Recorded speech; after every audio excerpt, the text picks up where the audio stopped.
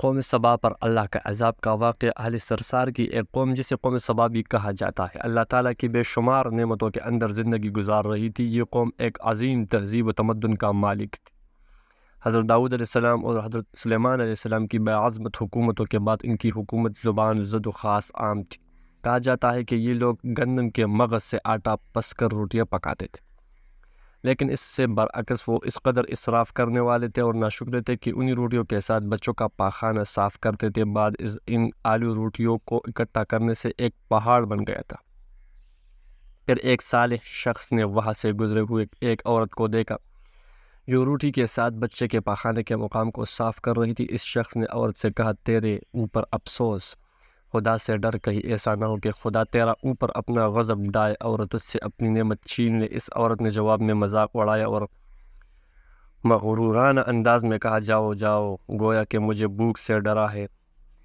جب تک سرسار جاری ہے مجھے بھوک سے کسی قسم کا کوئی خوف نہیں ہے۔ کوئی زیادہ عرصہ نہیں گزرا تھا کہ اللہ تعالیٰ نے ان لوگوں پر اپنا غضب ڈایا۔ پانی جو کہ زندگی کی بنیاد ہے ان لوگوں سے چھین لیا، یہاں تک کہ قحط نازل ہوا۔ بات یہاں تک پہنچ گئی کہ ان کی ذخیرہ کی ہوئی تمام غذا ختم ہو گئی۔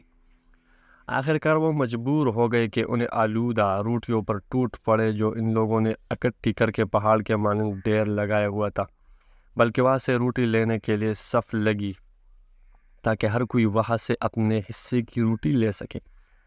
کفران نعمت قات اور ان کی بدحالی کے بارے میں متعدد روایات موجود ہے۔ سورہ نحل کی آیت نمبر 112 اور 113 میں یوں ہی ارشاد ہوتا ہے، اور اللہ اس بستی کی بے مثال بیان کی ہے جو محفوظ اور مطمئن تھی، اس کا رزق ہر طرف سے باقاعدہ آ رہا تھا، لیکن اس بستی کے رہنے والوں نے اللہ کی نعمتوں کا انکار کیا تو خدا نے انہیں بھوک اور پیاس کا مزہ چکایا، صرف ان کے اعمال کی بنا پر وہ جو انجام دے رہے تھے۔ اور یقین ان کے پاس رسول آیا تو ان لوگوں نے ان کو جھٹلایا، تو پھر ان تک عذاب آ پہنچا کہ یہ سب ظلم کرنے والے تھے۔ اسی قوم سبا کے بارے میں ایک اور واقعہ بیان ہوتا ہے کہ ان لوگوں نے اپنی زراعت کو بہتر طور پر کاشف کرنے کے لیے پانی ذخیرہ کرنے کی خاطر بلق کے دو پہاڑوں کے درمیان ایک بہت بڑا بند معرب تعمیر کیا ہوا تھا۔ سوراخ اور دوسرے پہاڑوں سے گزرا ہوا پانی اس بند میں آ کر وہ آفر مقدار میں جمع ہو جاتا ہے۔ قوم سبا نے اس پانی سے صحیح طور پر استفادہ کرتے ہوئے وسیع و عریض اور بہت سے خوبصورت باغات لگائے اور کھیتی باڑی کو رونق بخش۔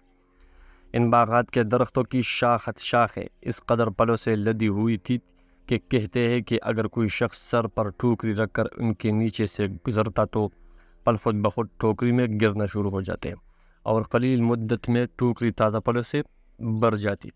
لیکن نعمتوں کی کثرت نے انہیں شکر کرنے کے بجائے سرمست اور غافل کر دیا تھا، یہاں تک کہ ان کے درمیان بہت بڑا طبقاتی نظام وجود میں آ چکا تھا۔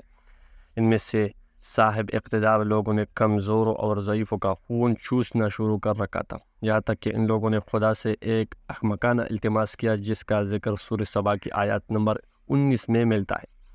انہوں نے کہا کہ خدایا ہمارے سفروں کے درمیان فاصلہ زیادہ کر۔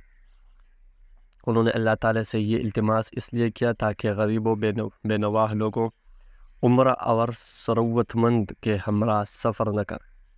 ان کی خواہش یہ تھی کہ آبادیوں کے درمیان خشکی اور فاصلہ بہت زیادہ ہو تاکہ تہی دست اور کم آمدنی والے لوگ ان کی طرح سفر نہ کر سکیں۔ اللہ تعالیٰ نے ان مغرور پیٹ کے بجاریوں پر اپنا غضب نازل کیا۔ بعض روایتوں کے مطابق ان مغرور لوگوں کی آنکھوں سے دور صحرائی چوہوں نے معرب نامی بند کی دیواروں پر حملہ کر کے انہیں اندر سے کوکلا کر دیا۔ ادھر سے بارش زیادہ ہوئی جن کی وجہ سے سیلاب آ گیا اور اس بند میں پانی بہت زیادہ اکٹھا ہو گیا۔ اچانک بند کی دیواریں ٹوٹے، اس سے ایک بہت بڑا سیلاب آیا جس میں تمام دیہات، آباد مال مویشی، باغات، کھیتیاں، ان کے محل اور گھر پانی میں غرق ہو کر نابود ہو گئے۔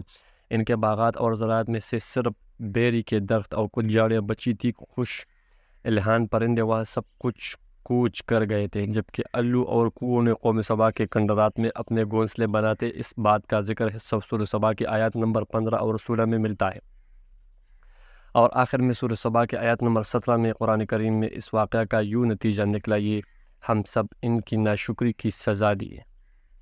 یہ ہم نے ان کی ناشکری کی سزا دی ہے اور ہم ناشکروں کے علاوہ کسی کو سزا نہیں دیتے۔ اگر ویڈیو سے آپ کو کچھ ملا ہے تو اس ویڈیو کو لازمی شیئر کیجیے، چینل سبسکرائب کرنا بالکل نہ بھولیے۔